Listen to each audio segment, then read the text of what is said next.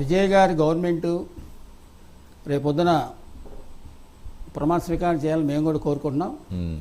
మా నాయకులు పవన్ కళ్యాణ్ గారు చెప్పినట్టు జీరో బడ్జెట్ ఎలక్షన్స్కి మన ఆచరణలో పెట్టారు విజయ్ గారు. అదే రకంగా సీట్లు గెలవడం జరిగింది. ప్రజలు ఆయనకి ఇచ్చిన మద్దతుకి మేము శిరసావహించి అతను రేపొద్దున గవర్నమెంట్ ఫామ్ చేయాలని మేము కోరుకుంటున్నాం.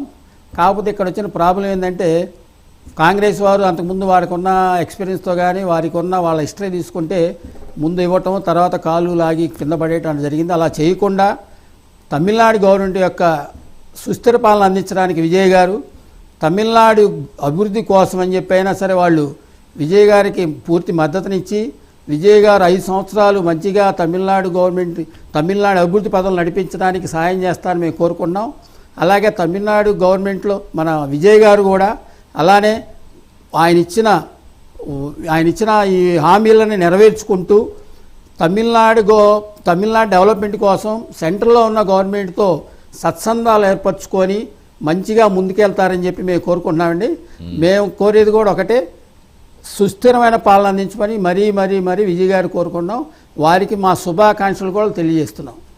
రైట్ అండి. కృష్ణాంజలి గారు, ఇప్పుడు ముందు నుంచి కూడా అన్నాడీఎంకేతో ఎటువంటి ఇబ్బంది లేదు, అన్నాడీఎంకేతో పొత్తు పెట్టుకుంటారమని విజయ్ గారు అనుకున్నారు. కానీ ఎప్పుడైతే బీజేపీ ఎంటర్